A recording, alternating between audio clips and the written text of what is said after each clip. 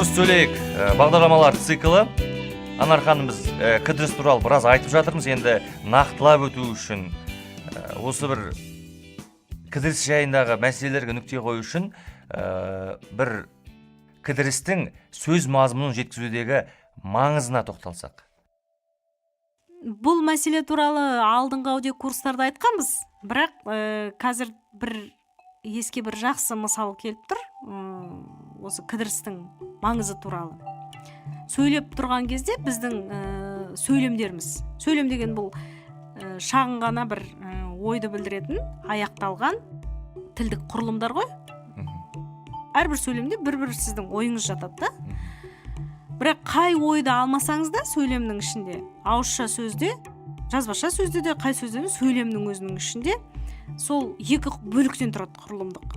Біреуін енді орыс тілінде айтқанда тема, рема дейді, енді мен оны қазақшалап айтайын. Біреуі жаңа ақпарат, екіншісі сол ақпаратқа қатысты. Біреуі ескі ақпарат, біреуі сол ақпараттың жанындағы жаңа ақпарат.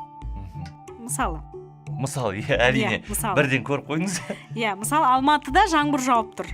Жаңбыр 2 күн жауады десек, мысалы, Алматыда деген жаңа ақпарат, жаңбыр жауып тұр деген, оның жанындағы анықтайтын ақпарат, енді келесі сөйлемде жаңбыр 2 күн жауады дегенде, жаңбыр ескі ақпарат, 2 күн жауады деген жаңа ақпарат. Енді одан кейінгі сөйлемдер солай кете береді. Осындай ескі ақпарат пен жаңа ақпараттың арасын көрсететін ауызша тілдің құралы кідіріс. Алматыда жаңбыр жауып тұр, жаңбыр 2 күн жауады. Көрдіңіз бе, сіз кідіріс? Жауып тұр. Иә. Алматыда жаңбыр жауып тұр, жаңбыр 2 күн жауады десеңіз, сіз жаңа ақпарат пен ескі ақпараттың арасын бөліп тұрасыз. Кідірістің сөз мағынасын ажыратудағы осындай қызметі бар. Одан кейін, мысалы, кідіріс жасау арқылы сіз сол сөзге тыңдаушының назарын аудара аласыз. Кідірістің осындай да қызметі бар. Әрине, мысалы, кідіріс жасалса, сөйлеп жатып азамат кідіріс жасаса, міндетті түрде барлығымыз назар аударамыз ғой, мысалы. Иә. Неге кідіріс жасады екен? Неге тоқтады екен деп. Анар ханым, енді тағы да бір мысал келтіріп өтсеңіз, міндетті түрде біздің тыңдармандар мысал арқылы нақтырақ түсінетін сияқты.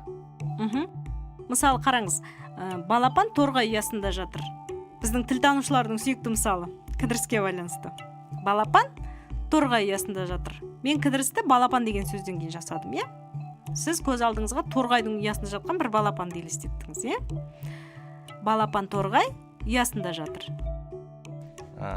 Кідіріс, бұл жерде кідіріс мағынаны өзгертті. Иә, кідіріс сөздің мағынасын мүлдем өзгертіп жіберді. Мысалы, алдымыздан түйеқұс шықты десек, алдымыздан түйеқұс шықты. Ал енді алдымыздан түйе, құс шықты десек, түйе мен құс екеуі бөлек-бөлек алдыңыздан шыққан сияқты болады.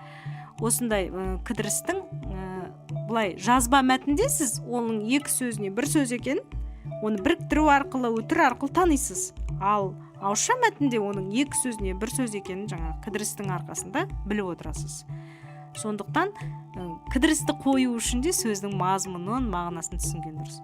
Енді тағы мынандай мысал бар. Интонацияға байланысты оны кейінгі аудио курсымызда міндетті түрде келтіреміз. Анар ханым, осы бағдарламада кетірген соңғы мысалыңыз біздің тыңдармандарымызға, қазақ тілін үйренуге ниеттеніп жүрген азаматтарға бір таптырмас мысал болды деген ойдамыз. Рахмет сізге. Вики білім қоғамдық қоры.